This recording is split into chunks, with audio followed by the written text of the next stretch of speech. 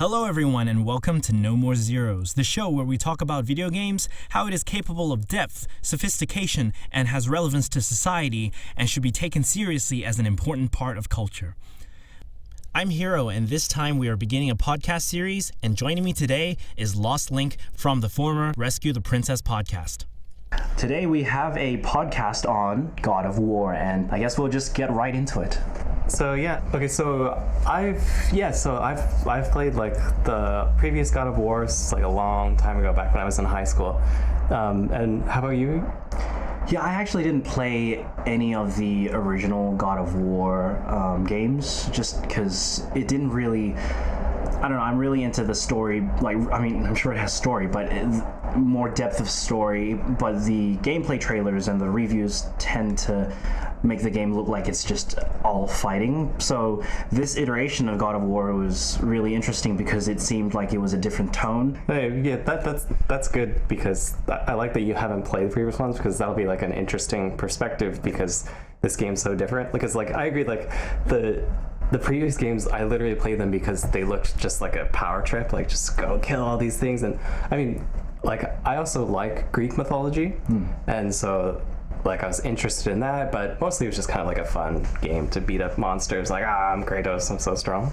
Yeah, I see the appeal in that, so I'm interested because you know how the game series used to be compared to how it is now, so that difference is probably something interesting that you have an insight on as well. Do you know much about Norse mythology? 'Cause I'm actually, like, I studied Greek mythology in like university, but I actually don't know like hardly anything about Norse. The extent of Norse mythology that I'm familiar with is basically just from the JRPGs that I used to play. A lot of JRPGs, or maybe not a lot, but the Tales of series, specifically Tales of Symphonia, that tended to have a lot of Norse type of, at least the naming schemes, and that got me interested in some of the Norse mythology. And naturally, after playing a game like that, I often used to just research about the themes and the names that they borrow, and that's the extent to my knowledge of Norse mythology. But then I guess with this game got me to research a lot more about the actual content of the mythology. Oh, okay. Was there any like specific myths or characters that you like knew about, but while you were playing? Well, I was aware that the Norse gods were kind of parallel to some of the Roman and the Greek gods, so I guess that's the extent, and I was familiar with the names already by the time I started the game, so that's about it. Okay, me too, because I was just like, okay, yeah, I've heard of Odin and like Thor, obviously. Yeah. But yeah, that's why I really like, I don't know if we should get into the stuff, but like I really like what's his name, Mimir. Yeah. As like the storyteller, because he like added so much interesting backstory to understand like kind of the lore behind the game. So I really like that guy. Speaking of that, I guess like the fact that like in most games when you have a hub field in the middle of the world that you have to travel to get to the next area, I tend to want to rush through it and get to the next point straight away. But in God of War, even though it's like boating, which I don't really prefer, the fact that Mimir just gives you these insights and these stories about Norse mythology, and every time a story beat passes, Mimir gives you a new kind of story related to it. I found myself actually traveling to the next area as slowly as possible, just trying to listen to the stories and to listen to the lore that he's trying to tell you. And I think that the fact that the game makes me do that, I think was really interesting, and I really engaged with that. So yeah, me too. Several times I'd like get to the port, but I know, that's one thing I didn't write down, but like you get to the port and he hasn't finished his story, so I'm just like chilling in the boat waiting for him to finish. But actually, okay, this is one thing, like generally like okay, we used to do like podcasts on storytelling for Rescue the Princess, but we kind of stopped doing that. But I always kind of tend to notice like things that I like that kind of blend storytelling and gameplay together. And like usually in like games when like characters are talking but you move to like a new area, or like a cutscene happens and interrupts something or something, like when someone's talking it'll just cut off and then you'll miss out like whatever. Yeah, that's right. And like that happened one time when he was talking about like Kratos was telling Atreus about like these sailors that went crazy. It was when he started hearing voices, and he's like, well, maybe you're gonna go mad or something, because he was telling the story about sailors who heard voices on the ship and they went crazy. And he was telling the story, and then like he didn't get to the point where like he told them what happened. But we got to the dock and I just got off assuming maybe he would just keep talking or whatever. But then he's like, he tells the head, or he's like, you know, stop talking, we're here, you know, we gotta move on. And like it was kind of like a awkward cutoff though, so it wasn't natural. And I was like, like I just missed the thing. And then we went off, did the little island, found stuff, and then I got back in the boat, and then he's like, continues. So he's like, oh, so what were you saying about the sailors? Like, oh, that's damn, amazing. That's awesome. That was really cool. So one thing I think is just like amazing is that I love that they totally changed the tone of God of War for this game. I guess I'm not sure if the director is the first one for this game, because I know like the first game was a different guy, but I forget. But you know, I wasn't even planning on buying this game because I was done with it. I was like, I don't need to play another fighting, beating up monster game. And then I heard, I guess, reviews like, oh, it's interesting story and stuff. I'm like, really? Story? Characters? Okay. I guess. So that's what made me get it, and I really enjoyed it for that, so that was cool. So I guess favorite character, there was not many. I haven't really thought about that actually. So there's not many characters in the game, which I also kind of helps to develop the characters, I think, with just, you know, Kratos, Atreus, and maybe the head and the girl. But I like that the world is really open, and it doesn't feel like, you know, it's just like an empty world with nothing to do. But I think that kind of allows for this kind of coming of age journey of Atreus to kind of I think one of the reasons I liked it was maybe because it reminded me of the Nintendo 64 Zelda games, with the whole middle section of the world leading to different areas that look completely different, specifically maybe like Majora's Mask. And so I think that it's not as if the world is populated with towns, and I often buy games wanting and hoping that there are towns, because I like that interaction. I don't really like not being able to have interaction with any like characters inside the game and just fighting the whole time. But for this one, I don't know, it's just the scenery and the nature and the variety of it just gave it life, and each area was quite different. To me, it felt like the game was a mix between like Tomb Raider and Zelda and Horizon Zero Dawn and everything like those kind of games mixed together. And I think because of that, somehow it was able to create a lot of life just like in the nature of it, I guess. And like just like Zelda, kind of like seeing areas you can't get to. It's like, oh, you need some sort of that's cool as well. The item locking kind of areas. But for me, I was just interested in kind of this different Kratos, because Kratos is always just, I thought he was kind of like a bad guy, kind of like he's just like this angry guy, kind of fueled with revenge and trying to kill everything. So it's like, okay, so this is kind of like, oh well, what if Kratos had a son? Like, would you want to teach him like try to be different? And like, that's actually interesting take. I'm like, let's take this game that's more about killing, and like, what if he wanted to? How would he treat his son, like a guy like that? And so they're trying to, and they're taking it seriously. I thought it was a little bit silly that like, oh, let's just change the mythology. But I guess it just depends on where you live, right? It's based on mythologies. I don't know. I guess what they did is to make lore of God of War something that affirms the existence of every mythology, and on that basis allows you to travel to different places and have interaction with existing and personified kind of gods of different areas. I think that's why it teases other kind of areas halfway through the game. I think that's how they would deal with it. That's how they dealt with it, I guess. My favorite thing is just, I guess, story of the kid kind of like growing up. Like I really thought, like, I guess, you know, I really liked The Last of Us and not so much BioShock, but you know, the kind of like the side character following you around the whole game. But I don't know, I thought this was really, I enjoyed that, but I feel like it's almost like a movie, kind of more of a movie than a game, I guess, at times with those kind of stories, I guess. I don't know. The cutscenes and the direction of like the cinematography, I guess, makes it feel like a movie at times, right? But I don't know, this one I still felt like it's just a part of the experience the whole time, kind of playing, I guess. And I guess part of that might be that direction of trying to, the decision to try and get the camera to stay behind Kratos the whole time. Maybe. Oh, yeah. Yeah, so that was another thing I saw in the reviews, like, oh, that's really cool. As like a cinema person, like, oh, that's interesting. Yeah. Like, one of my favorite things about Atreus is like the kind of emotional journey that he has, like how they portrayed in the game his like emotions. Like, he starts out as like kind of like a, oh yeah, let's go on an adventure, Dad. Like, he's kind of happy, excited about it, and then something will happen and he'll become like sad or depressed or something, and then they portray that through the gameplay and like stuff he says, and then something else will happen and become angry, and then he'll become like kind of a brat. Yeah. Oh man, like I thought that was, even though it was kind of annoying at times, like when he's like, or just like these sounds that like a real kid would make, and like, oh, shut up, but it's so good. Like, that's so nice.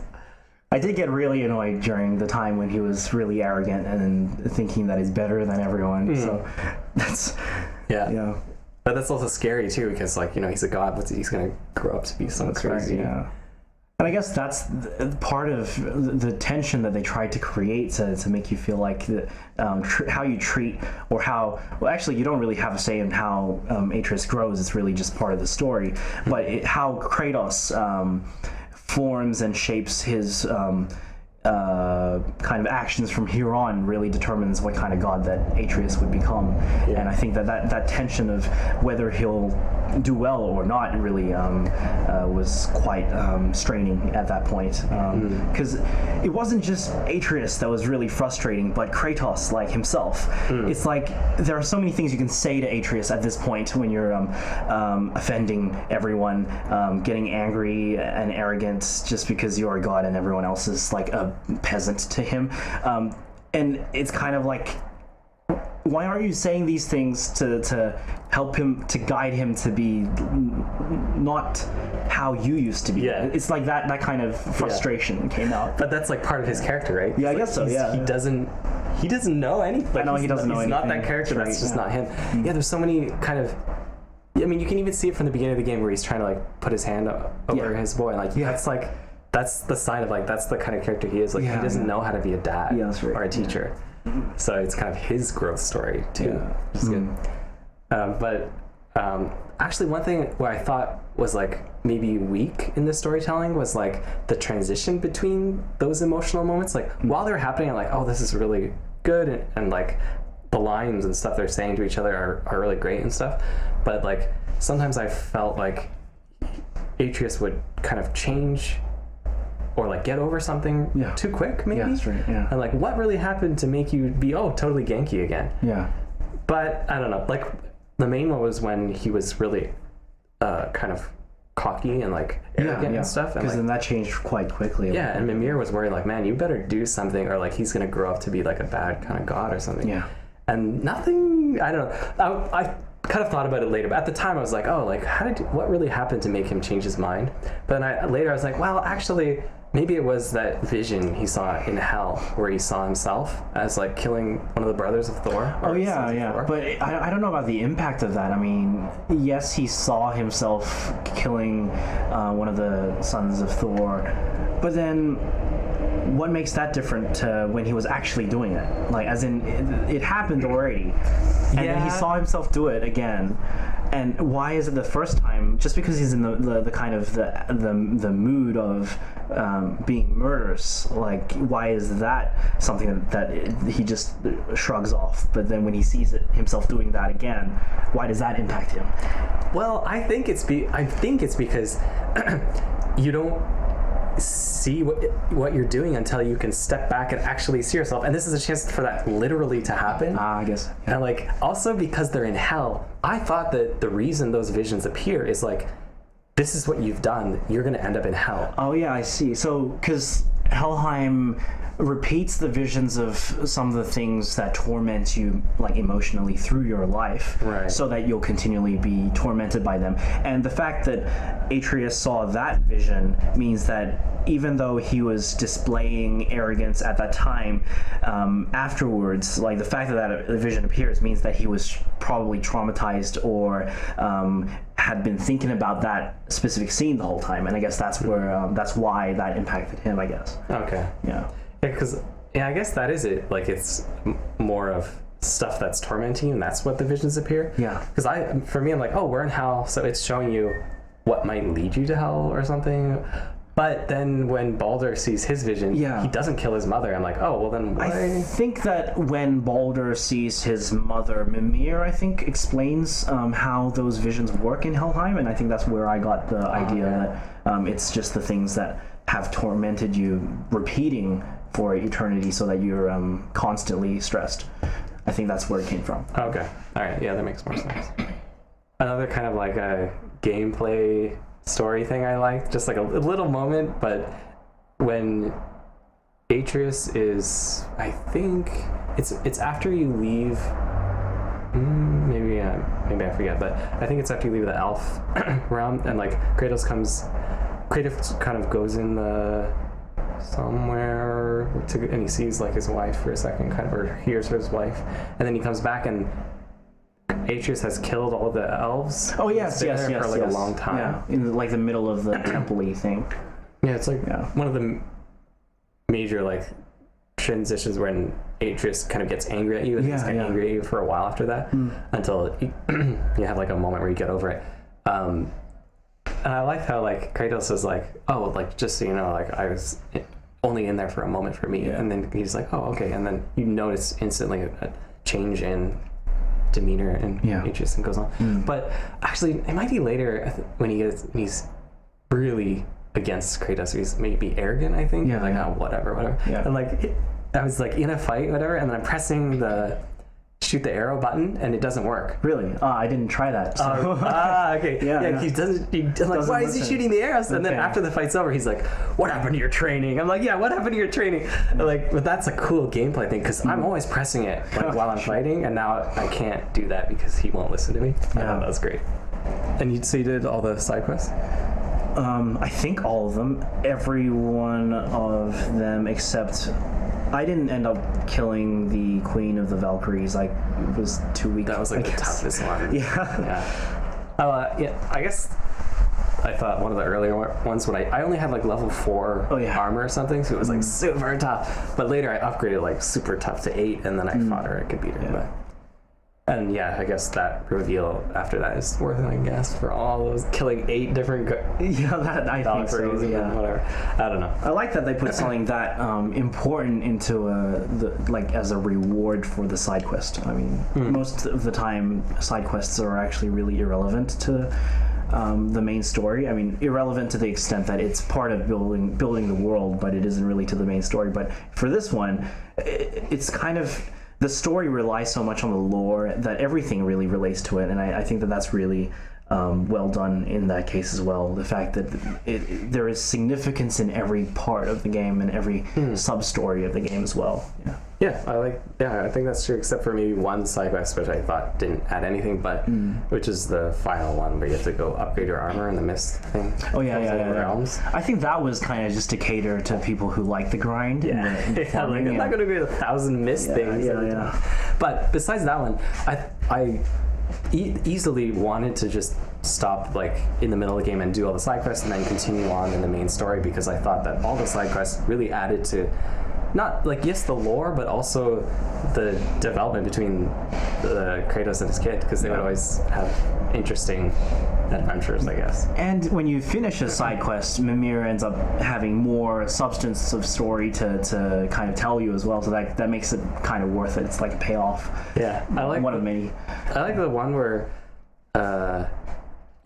one of the ghosts, there's like several spirit side quests you have to do and help the ghosts, and one of them says like, I will show you a vision of what's her name? What's Kratos' wife? Faye. You get to talk to your Faye again, and Kratos is just like, no, like, I don't believe this guy. They just want you to help them, whatever. And he's like, no, I think he's like, it's an honorable request. He just wants to see the one he loves again, whatever. And then, you know, you do it, and then of course it tries to attack you. Oh yeah, the ghost, yeah, and that's like, right. there's no vision, so it's like kind of like the boy is more, he's young and inexperienced, but kind of optimistic, I guess. Where Kratos is more ardent, and he's like, no, and so you kind of that kind of innocence versus reality. Yeah, I like that. And then one is just like finding the dead bones of like his shipmate, like a captain's crew, I think. Or is that Arden? Maybe it's no.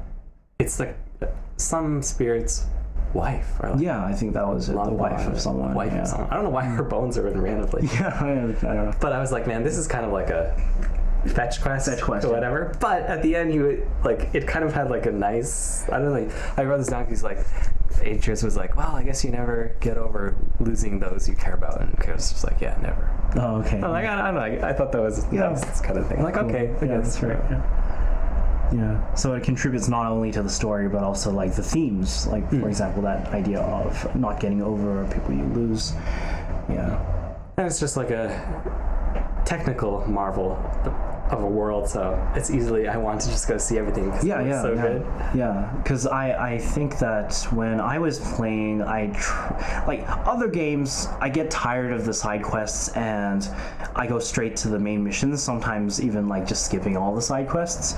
But this one I kind of felt like I didn't want to miss out on the side quests, so I kind of waited on the postponed my advance to the next main story and tried to do all the side quests that I could before the main story. So I think that that's pretty well done as well, the side quests.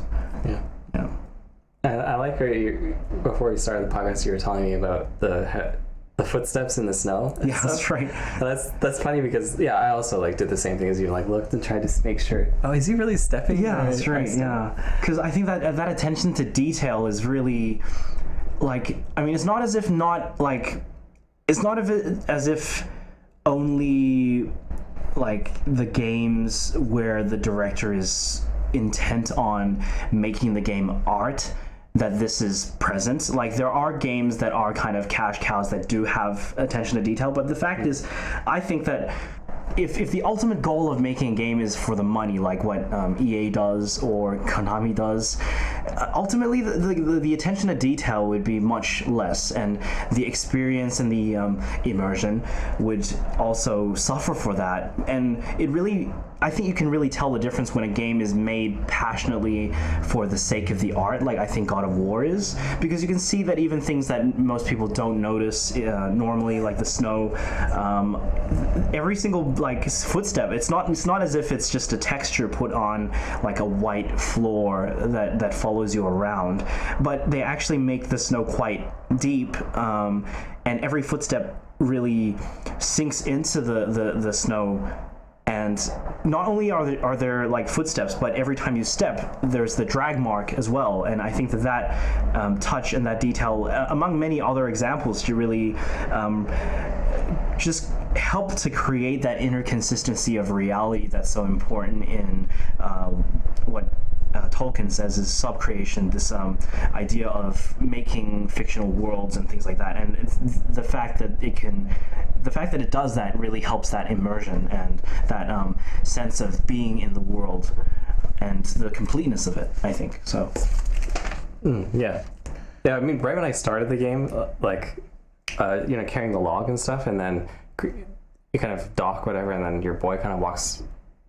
Your boy, the boy. He like walks ahead and stops and waits for you. And I was just like standing there, like kind of looking at, whoa, graphics look so good, and like that path, like leading up, like had the best like underbrush I've ever seen in a game. Like, whoa, this looks so real. Like it's just all mess and leaves and shit. Yeah. And then the snow. So I really like the ground. Yeah, sure. The ground is pretty cool. But anyway, I was just laughing actually when you're talking for a second. Not laughing at what you're saying. Yeah, but sure. When you're saying like. You can tell the difference between when a developer makes a game for like money or for the love of the art and stuff, and like that. Or you said like the love of the art, like in God of War, and that sentence like would be a joke to me like with previous games, because when we used to do like sorry, this is like a side thing, but when we used to do podcasts, we would also do kind of sarcastic podcasts where we would talk about the story in video games, but sarcastically, but be super serious about it. Be like, okay, I really love when like Kratos took that guy's head off and it symbolized the separation of life and death. And but because that game was just about like tearing monsters apart, but we would try to do it with a straight face and whatever. So now like the fact that this game has totally kind of turned that upside down, like, yes, this is a game about interesting storytelling. It's so kind of interesting. Mm-hmm.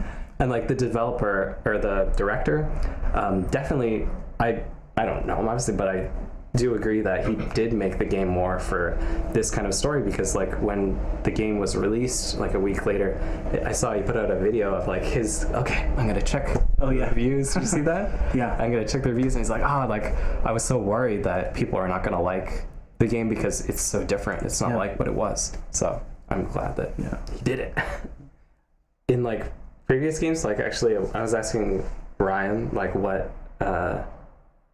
which game he liked the best. He's like, I think I like 3 because of the epicness of the opening is like you climbing up Gaia, which is like the Earth Titan or whatever, and then you fight like Poseidon comes in. It's like this huge sense of scale and epicness and whatever.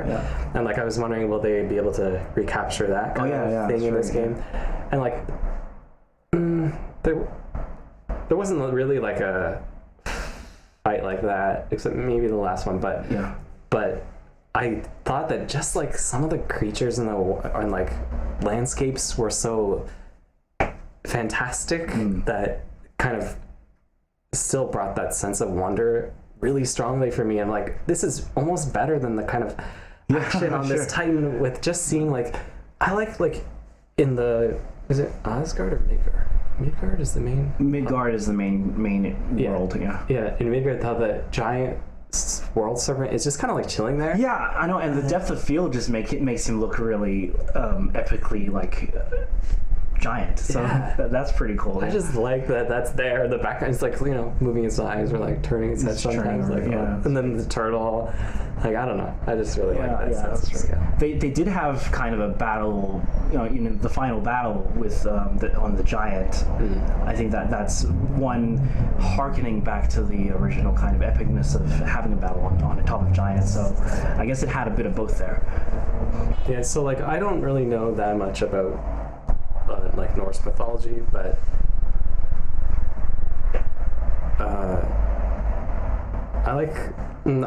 I'm not really sure like what kind of some of the backstories between like some of these gods that Mimir talks about and stuff, and I don't know if they're gonna make like their own kind of twist on it sometimes. I think some of like I don't have any authority to say whether it does or doesn't, but I've seen some articles that do say that God of War sticks quite close to the mythology, so I take that for what it is. I don't know. Okay, so can we talk about like the ending kind of twist thing with like Atreus?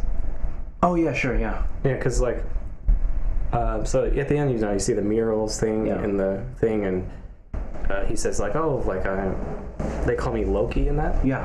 And like I do know that Loki is like the trickster kind of god and stuff, and like I think he does somehow kill Baldur. Loki. I'm not sure. Yeah. It's something. Wait, Baldur is. Oh yeah. So I think in the mythology, he kills Baldur with the mistletoe somehow arrows like a spear or something. Yeah, something like that.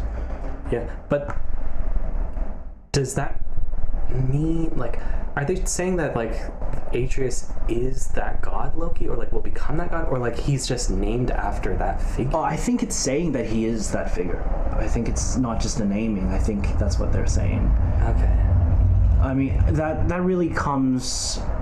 It's kind of affirmed in just the whole.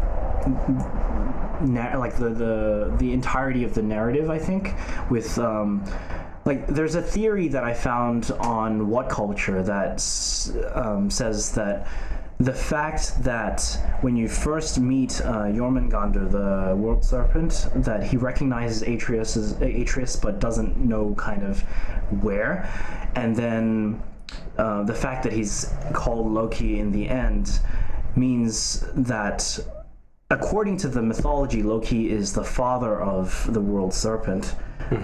So, and also, I don't know where they found this, but there's something about the Battle of Ragnarok sending the world serpent back in time. If you put all these things together, I think you could surmise that Loki somehow creates world serpent. That stuff makes sense to me. Yeah. Because if with all the time travel stuff, I can work that out. Yeah. But Atreus as the son of like a giant and Kratos making Loki, like that's not part of the mythology. Yeah, of course that wouldn't be, but so it's just kind of strange that Loki would be born after when all these other gods are already existing around, like Odin and Thor. Like, I guess out of the mythology accuracy, I think that's the one thing that that's the hole through which they slip in the Kratos kind of. But is there significance to him being Loki? Like, oh yeah, let's make him Loki, but why exactly? So I'm not familiar with the lore enough, but I think that it would play a really big deal in Ragnarok. But also, I think that the way that, I mean, if the theory from what culture is correct, and I hope it is because it's pretty amazing, but if in fact there is time travel involved at Ragnarok, and Kratos is thrown back in time with the world serpent, and if Kratos himself becomes Tyr, then it kind of closes the loop so that he himself becomes part of the mythology. And I think that that's one way they could address and make it consistent in terms of making it an insular kind of like self-sustaining kind of it becomes its own thing. Okay, yeah, because right after you said, oh, like I read a theory where someone said Kratos is Tyr, like, oh yeah, that's kind of obvious. Like now that I think about it, because like, oh yeah, he could be the god that is the god trying to get everyone to kind of have peace, and and that would have to be later in Kratos' life when he's because he doesn't know it yet. I mean, he was going down, seeing the murals, and then Atreus is like, "Oh, who's this? It's Tyr," and like it's one of the gods that are actually good. And then Kratos is still thinking that no gods are really good because he's so like self-hating, and then. The fact that interaction with the murals and explaining the personality of Tyr and saying that there is a good god is kind of influencing Kratos' own kind of growth into being a good kind of god, I think. And I think that kind of completes the circle in that if the theory is correct and he goes back and kind of enacts the things that he learned from Atreus talking about Tyr, that kind of completes the circle of the time loop, and that along with the serpent saying, oh, I know you, and that would make sense if he was thrown back in time and now he's witnessing Loki as a child. So that's cool. You're talking about Tyr, because I don't really know that much about Tyr as an actual god in the lore, but and we already did mention that Kratos probably goes back to become Tyr and stuff. But I guess I just didn't really understand that, because when Kratos is born as like a half mortal, half god, I guess, didn't that lore already exist? But then the fact that, I mean, this is the same as most like kind of time travel kind of narratives. The fact that a time travel event happened at all in the future means that event would have happened in the past at like simultaneously, because it's really hard to explain. But if you have like if you've seen like Stranger Things, where the teacher has the paper plate, he folds it into two and pushes the pen through it. So that's still hard to understand, even with no, I get that. I get it. So at an event of time travel in one point of history, simultaneously in another point of history, it's also happening, and as a result, when Kratos gets to the point in which he time travels, the the destination of that time jump, when he comes out of that time jump, is exactly like it's already part of the timeline. Yeah. And the fact that he's in a different land kind of simplifies the complication that would have otherwise happened, because it would complicate things if he's existing with himself at the same time, but being in different places, I guess they don't have to deal with it. I mean, other movies deal with it. Yeah. So what essentially would happen if this theory is correct is that Kratos is born, becomes god of war in like Greece, comes to Scandinavia, whatever, and or those kind of areas to get to the Norse kind of places. Gets to Ragnarok, time jumps to like before everyone was born, and becomes the god tier and somehow gets immortality or whatever to make his legend great and stuff like that. He probably is going to go back to try and stop Ragnarok by uniting the gods. Oh, yeah, uniting sure. people in peace. Yeah. And that would also give a chance to tell the story of him meeting, I was forgetting her name, Faye? Yeah. Faye as the giants, because you could see that mural of him. He said that he was a friend of the giants. Oh, okay. Tyr I didn't was a see friend that. of the Oh, giants. Tyr was a friend of the... Oh, so that kind of adds to the not confirmation, but adds to the theory, because Kratos is already like has a relationship with Faye.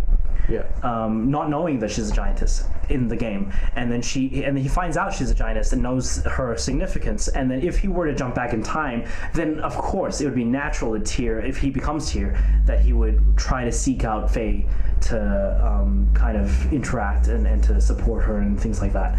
So like I don't really like time travel stories that much, but in the Norse mythology, if that battle actually happened between Thor and the snake, and it was so crazy that they got sent back in time, that's part of the lore. Yeah. Okay, sure. Yeah, I don't know. I tried to research it. I couldn't find it in like any articles. So maybe it's in more academic things. But like people have gotten that from somewhere. Maybe it's in the game itself. Maybe it's exclusive to the iteration, the portrayal of the mythology in the game. I don't know, but someone else can comment and say something to correct that. But yeah. So I guess chronologically, you could say that Tyr appeared out of nowhere, befriended Faye and helped the giants and tried to gather people for Ragnarok, knowing that it was going to happen, and then somehow failed, or I don't know how he, I don't know if the story tells you how he disappeared or died or anything like that. And then Kratos comes to the area, and so begins the story from the beginning of the game. Brings Atreus through all the hardships to the end of the story, scatters the ashes, and then meets Thor, begins the Ragnarok kind of event. Actually, I'm just trying to wrap my head around how it all fits together, if the theory is correct. Oh, I think that makes sense. The ending of that story is not, maybe it's not even known. It's not just like he's going to go back because of something that happens in the future game in Ragnarok, and he's going to have to go back maybe to try and stop it, for example, and get back to that point, and then who knows what's going to happen from there. And then also that final mural, the thing kind of blows away. At first I thought it was just, I thought it was Kratos dead and his son kind of like behind him, like, oh, like he's dead kind of thing. But I didn't really notice he had the snake coming out of his mouth until after. I'm like, okay, so yeah, he does probably birth this thing somehow. I have no idea. But it's, I'm not totally convinced Kratos is dead in that picture. Okay, sure. I'm not sure. But when that happened, like at first when the wind blew away and like he said, and then Kratos was like, yeah, the end is really close. I'm like, oh, like shit. Yeah. Is he gonna die when he goes up this mountain? Because like the whole game, that's what I thought as well. I thought it doesn't. It's really exactly. subversive. I'd be like, that'd be fast though. They're not gonna end with him suddenly dying after all this, because so much is still not happened yet. But when I was playing the game, I was like, oh, Odin, he's gonna be the final boss. Like he's the main bad guy.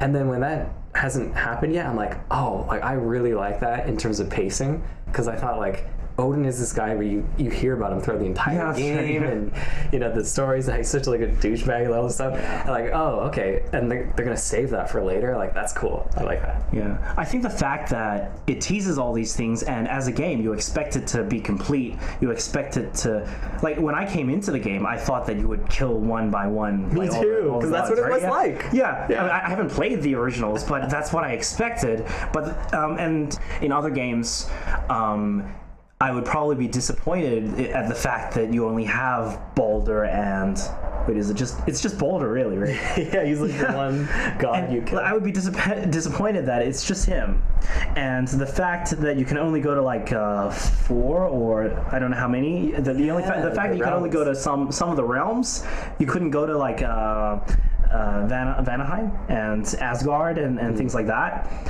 That would have disappointed me because that would have felt like something that they would put like a paid for DLC to expand.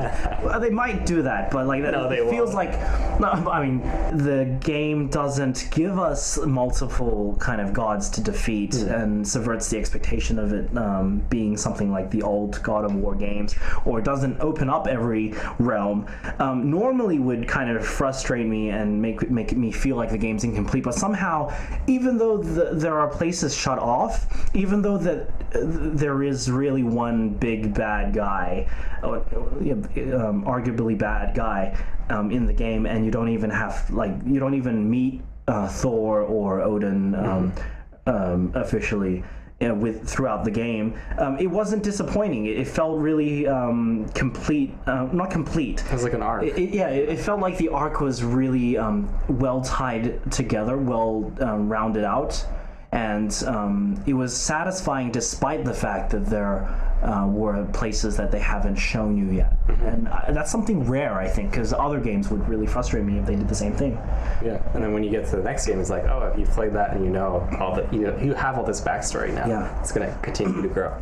So I like that. Even one thing when you went to the Hell place, maybe for the second time, maybe you can, or maybe it's the first. You in the distance you see that giant crow in the background. Yeah, it's like, oh, are you gonna fight it? We're definitely gonna fight that. Yeah. Nope. I'm like, damn, I like that I didn't actually. Yeah. I'm like, because probably you're gonna fight it in the next game. But speaking of that, and like Jotunheim, when they're climbing the mountain, I mean, the game trope is that you gotta like defeat the final boss, and I was like, okay, Baldur is dead, and he's like the kind of minion big boss.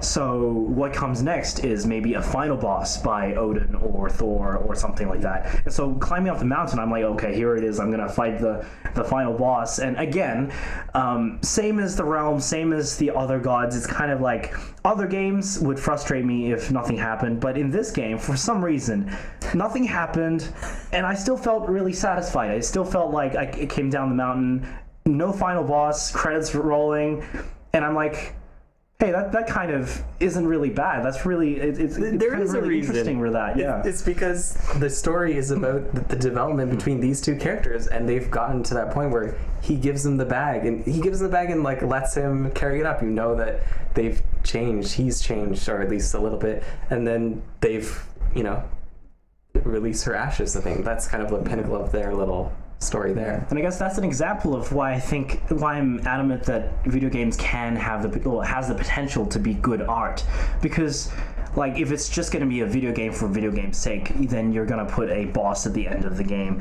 But in this case, it's kind of a literary kind of final boss, so to speak. I mean, the passing of the ashes to Atreus is kind of like the climax of the ending of this story.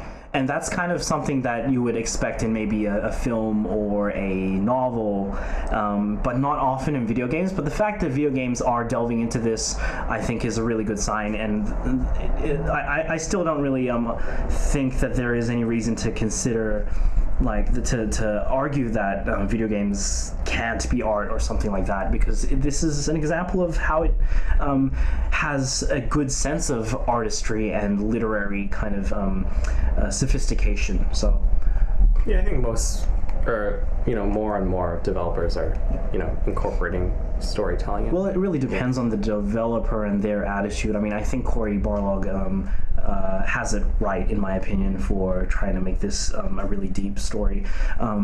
But as we know, I mean, one of the issues in the current kind of gaming world is that EA and things like that are trying to tell everyone that single-player games are dead and story-based kind of games are dead, and we just go out with battle royale kind of challenge multiplayer online kind of games. That's the king of gaming now, and Cory Barlog with God of War has shown us, or has been a really good example of why that isn't the case, that they both exist beside each other.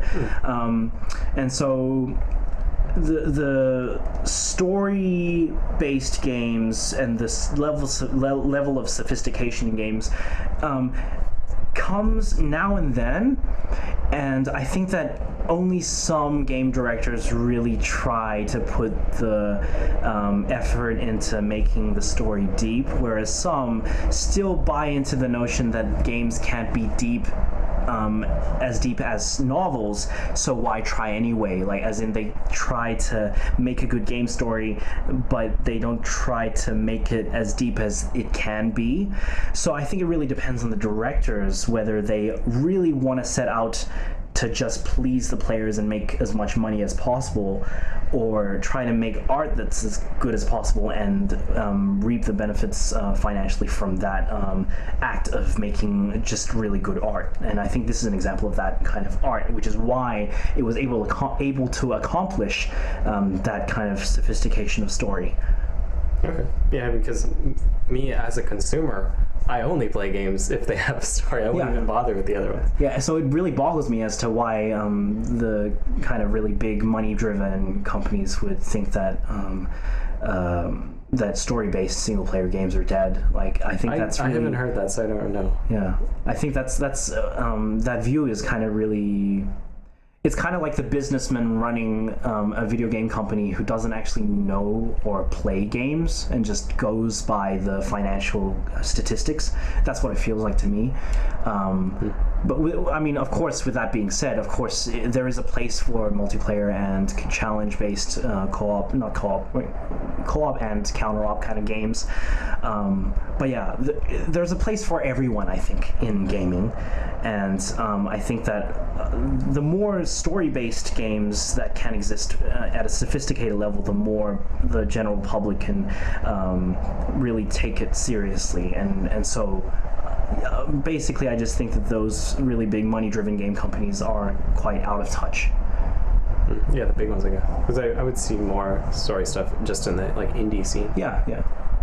Well, let's hope that this gets popular enough to be able to fund the sequel and have more games like this. I guess, hasn't it already sold enough to fund a sequel? I don't know, but yeah. But I think this was, if anything, this is one of the games that I guess is most deserving of that, in my opinion. Yeah, I was pleasantly surprised. Yeah. And if for anyone who hasn't beaten what's the queen of the Valkyries, they do hint that, or say that, Freya is the queen of the Valkyries, and then I think after you go home and there's the scene with Thor. Yeah. Get that right? Yeah. There's a point where Mimir, I think if you travel to another realm or something, Mimir would be like, "Oh, just so you know, Freya came to talk to me while you guys were up on the mountain." Oh. Did you see that? Oh, okay, I didn't hear that. He's like, yeah, it was just randomly, because this is I was just going to fight all the guys in the fire realm or whatever. And he's just like, "Oh, just so you know, maybe I should tell you this, that she came to visit me while you guys were there." He's like, "Well, what did she say?" But she said that she was going to go talk to Odin to try and bargain to get her wings back or something like that. I'm like, shit, okay. She's gonna be this kind of queen in the next game. Yeah. I guess speaking of that, what do you think is in the next game? What would you theorize would be the kind of main points in the story and the kind of...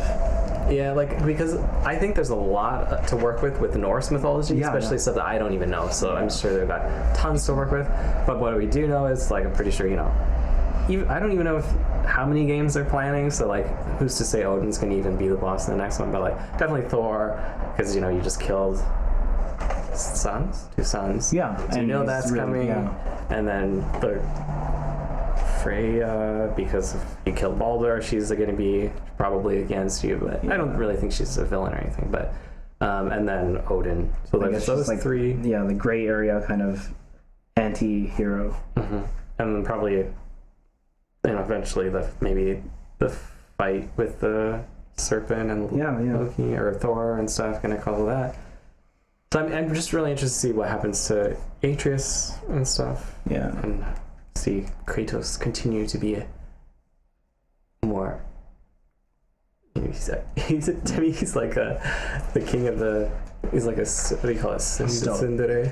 Oh, sure. Okay. Yeah. He likes you, but he's like just gonna keep a straight face. Good work, son. Okay, sure. Yeah. But I like the new Kratos. Yeah. Still badass. You still feel like you're strong and kill everything, but it's got some love for his son. Yeah. I think, as a wild guess, that the next game would probably center around Ragnarok, because the hint of the Fimbulwinter and Thor at the end, I think really sets that up. Actually, everything in the game that hinted at it, I guess, with Loki being revealed, World Serpent and all those things, the theory that I mentioned before, Freya and things like that. I think everything's set up for that to happen. Although if that happens, I don't know how they're gonna fit everyone in if it's such a big event, considering that this game only introduced like a few characters. I think there's gonna be at least 3. Probably Odin will be on the third one again. That's what happened with the first 3 actually, with Zeus. Okay. Zeus, as you think of Zeus as the king of all the gods and stuff, and you fight him in the third game as the final boss. So I guess this isn't totally new, because in the first game, you just kill the god of war. It's like the main boss. Yeah. And then you kind of learn about your past, and Zeus is your father and stuff. Oh, speaking of that, one other thing. Also, Loki is known as a shapeshifter in the mythology. Yeah, and so I think it's interesting. I remember one part of the game where Loki finds out that he's a god, is like, does that mean I can change into animals? And then I think Kratos is like, no, it does not mean you can turn it into something like that. He was just being really pessimistic about it. I don't know what he's. I thought that was, besides the hint of the thing, that was just a good character thing, because Kratos is so worried that he hasn't told him this his whole life. He's gonna be like, oh, what's gonna happen? Can I turn into an animal? Like, he doesn't really care. Yeah, that's good. If he is Loki, then that's probably something maybe that he can do, and like a gameplay element. Yeah, maybe. Right? I think maybe. Because you can hear voices. His arrows, they turn into animals, all of them do. I just realized that now. Yeah. Because Kratos's weapons, they're all just different shapes of fire and ice. But Atreus's weapons power-ups are all animals. Yeah. Maybe that's a nod. I don't know. But also, you can hear voices of animals and that too. Yeah. So I think that next game with Loki, I think that he will be able to turn into animals if you play as him, or you press the arrow button and hold it, and then he turns. Wow, we're predicting button locations now. Not just the story basis or the name, like God of War, Ragnarok, or something like that. But wow, that's probably true. Yeah, it's probably gonna be God of War, Ragnarok, unless Marvel doesn't want. You heard it first. NoMoreZeroes. Thor Ragnarok, or what was it called? But yeah. Oh yeah, it was called that. Never mind, it's not going to be that. It was called Ragnarok. They probably don't want to copy that, even though it's probably going to be more apt than the movie. I don't know, I haven't seen the movie yet, but animals. Yes. Gameplay elements, I guess. Yes. So it wasn't a total, we'll throw it in at the end. He's Loki. No, I mean everything. I feel like they closed all the loops. Everything that they revealed wasn't built up. It wasn't as if they threw in a twist just for the sake of the twist, but they really hinted at it throughout everything, including things that they haven't revealed yet. Which is why I'm inclined to believe that theory that What Culture had put out there, because the hints really. Seem to lead to that kind of conclusion. So, yeah, that's one of the things I really dislike about a lot of games, is when they just throw in a final boss that you haven't really interacted with throughout the game. I don't know. My main example is always Twilight Princess. Like Ganon shows up at the end. Yeah, well, I mean that's like the obligatory. Like you have to have Ganon. Exactly. They put it in. That kind of idea in games I do not like. Yeah. But this, you know, even just you don't even see Odin in the game, and you just hear about him. That's cool. why I think this is sophisticated. I mean, like it's not just trying to do what's expected, but and it isn't even trying to deliberately subvert expectations for the sake of it either. It's kind of just like doing it in a way that I guess like a sophisticated film or a novel would do it, and I think that's why I appreciate it so much. Nice job, God of War. Surprising us. I'm also kind of curious how, like, I don't know, they hinted at the Celtic and the Japanese and the Egyptian kind of symbols. And going back to the theory, they said that Tyr Kratos as Tyr goes back and maybe has the time to explore these other cultures and things like that. And so as a result, you could have God of War games set in other countries with Kratos as the protagonist.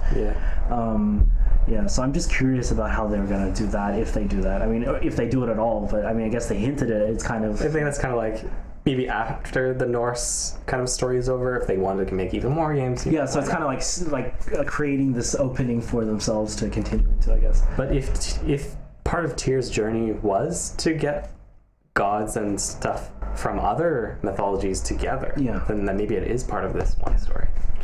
But in that case, I just wonder how they're going to do that without making it seem really crammed and corny, I guess, because you're just going to get stereotypes from everywhere being brought together, I guess. Yeah. But I mean, it's not that, deep of a game. It's still kind of for the fun of, this mythology, so I wouldn't mind. I don't care. No, I mean, I would love to see all those things. It's just, I just think if they do that, maybe they might be reluctant because it might take away from the consistency of the story. Yeah. Like, it's not as if it's a modern kind of Uncharted kind of treasure exploration kind of game where you go to different countries. But it is interesting because I don't think that any other kind of not historical, but like this kind of setting of a game, I don't think they have the opportunity or the justification to visit other nations in the same game, whereas this kind of has set up itself to be able to do that. So Assassin's Creed. Yeah, so maybe it is kind of interesting for them to do that. I mean, Assassin's Creed is that, but like it's one per game, and it's like a trilogy, and then one. Whereas this one maybe could be one of the first to allow you to visit different ancient worlds in the same game. I don't know if this is all true, which it might not be. So, yeah, another thing that I just didn't mention, but like I liked how the characters would hint at lots of things that Kratos has done in the past. Oh yeah. And then the camera would kind of show Kratos' expressionless face, and like he's thinking about they're talking about things that I did, but his son has no idea. I thought that's such an interesting take on just like this game that they're changing, and you've done all this crazy shit. You've killed that he's killed like his daughter and his wife.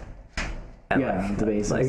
Are you kidding me? Like, he's killed his father, sure, but that was out of revenge for all the shit that Zeus did. But in his past, he killed his wife and kid in like a blinding fit of rage over, whatever. I don't know. But it was not like I didn't think there was an excuse for that. So he's done some bad stuff in the past. But yeah, I just like that kind of development that way. But I also think the gameplay was really smooth. Like, just the I guess it's mainly how they make the Leviathan axe like Mjolnir when you throw it and it returns to your hand. It never gets old. I know, and the controller is like vibrating like as it hits your hand, and there's like a really satisfying thump, and I think that's really. What are we really talking about right now? Yes, I think that's really cool. And then I mean, when they revealed the blades of chaos coming back and stuff, the fact that you have those two weapons, that was probably more powerful for me than you. It would have been, yeah. But even though I haven't played the originals, I recognize the the weapon, and I was like, oh, that's probably going to be really cool for people that have played the original games. But just the weapons are really cool. I don't actually like axes. I never choose axes in any other kind of RPGs that have the option. I always go for the smallest, kind of fastest weapons like daggers and things like that, or swords and bows. But using the axe with God of War, it didn't really feel clunky or heavy because it's just really muscly and strong. But and the gameplay itself, the fighting mechanics, and just how satisfying it was to have every hit really feel like it impacts. Like, there are a lot of games where it just feels like it goes through and just makes a sound, but this one really felt like, I don't know, just every single detail kind of was done well, I think, and every slow motion kind of hit, all the light and heavy power attacks and things like that. I think that was handled really well. Yeah, I am not a person who plays games for like in competition or like trying to beat the levels and stuff. I usually just stick to the story and whatever. But I got really addicted to it. So like I did like all that stupid fire realm. I'm like, oh my god, I can't believe I'm doing this. Even like the Valkyries, like I don't like hard games. I don't like Dark Souls or Bloodborne. Like Ryan and Byron are always like, Matt, you gotta play it. That's right. I believe it for the story and stuff, but no, I can't do it. But this one, I'm just like you told me like you kept doing the light. Light, heavy with the arrows and stuff. And I do that for like big groups, but for like the Valkyries, I died so many times. I'm like, no, I'm gonna figure out each of her moves and how to counter each one. Every one I figured out how to do it. That's how I beat him. So like, oh, that's kind of satisfying. Because that's like the thing. I think even the original. I mean, I played on the alternative controller scheme where it's like Japanese, or maybe not Japanese, but. What is it, Devil May Cry type control scheme, with the square being the light attack and triangle being heavy attack instead of the Dark Souls kind of the R buttons. We were mentioning Dark Souls, and that's one of the other things that I think did influence this game, like with and Last of Us, with the dynamic between the like adult and child, like really. Wait, to summarize, Tomb Raider, Horizon Zero Dawn, Zelda Majora's Mask, Last of Us, and Dark Souls, among many, I think are the influences. Like, if you put them all together and blend them and then make it into a cake, I think it would turn into God of War. A bloody cake. Yeah. And just nothing serious, but like just real random little things that I like was when the dwarf. I love the dwarves. We haven't talked about the dwarves. They're really funny. But those are great characters. Yeah. Oh man, and even just like when they're making you stuff, or like I don't know, that's so good. But like that's another thing for we usually talk about how you gotta every game you gotta upgrade your weapons and stuff, and it's kind of like a gamey thing. But this is a good example of it incorporated into the story, and like Kratos would even say like, why are we going and collect? Why are we doing all these side quests? Or the boy would say, why are we doing this? He's like, well, we got to upgrade our armor if we're going to take on this guy. And they're like, that's, makes you feel like you're not ignoring the main quest or anything. And it's kind of really part of the game and the kind of environment, instead of just being random gamey elements of you just collect it for the sake of collecting. Yeah, I can't believe we didn't mention the doors at all. Yeah, I love the doors. And like, what I really thought was so funny is like when Brock, or like the kid comes back and like Brock is like eating chicken or something. Oh yeah. And he's like, dude, where's that pet? Whatever. Oh, I ate him. And like, you ate your friend? He's like, well, yeah, he was dying anyway. Like, I did him a favor where he was helping me survive and stuff. That was so funny. Okay. You ate your friend. And like the banter between them, or Sindri's OCD. And another, I keep talking about this change in tone, but I really like the opening thing of you just chopping the tree down at the beginning, because like if you haven't played the previous games, like I didn't even watch any trailers for this game. So like I thought, like, okay, I heard the story's good, whatever. But that kind of opening of seeing Kratos like with the axe, and then realizing, or no, him just like up against the tree because like his wife's dead and stuff. I'm like, what? Like, what's going on? Like, this is so weird. And then like you chop the tree down, and then you go to her grave. Like that whole sequence, like this is such a good indication of the change in tone that this game's going to be. And like, wow, I'm excited for this. Yeah, and I guess that's also another example of the maturity, not in terms of like violence or anything, but maturity in terms of in its storytelling. That it's not just, like, if you want to be gamey, you start the game on a bang and then you end the game on a bang. But this one, it's more like a novel or a sophisticated kind of film where it can and chooses to start and end on somber kind of notes. Yeah, it does both. And I think that's one of the many other examples why I think this game, as a story, as an art form, in its delivery, I think is really good. Yeah, and you're right. All the three of the other ones start in medias res in a giant battle. Yeah. And this one's like pretty calm. So yeah, that's good. But yeah, I guess it's pretty good. Mm-hmm. How long till the next one? This one took I don't know. I haven't done the waiting game between the God of War games. You would know better the time between releases. He like died in the third one. I thought they were done. But I mean, they've already developed the engine, so maybe they can do it quicker now. Yeah. But what do you like better, Nier or God of War? Oh, Nier. Okay, good. I like Nier better than most, if not all, of the games that I've played. Okay, so good. No, just Automata. Just Automata? Okay. I don't Still know. struggling. Still struggling. For shame. No, Automata. It's like up here. Yeah. And that'll be our next podcast in the future. That's my game of the year last year. Still haven't talked about it with anyone. Okay. Thank you for joining me, Lost Link, and thank you viewers for tuning in. Join us next time as we discuss Nier Automata, as we will be joined by other frequent guests on the old Rescue the Princess podcast. Thanks for joining us. See you next time.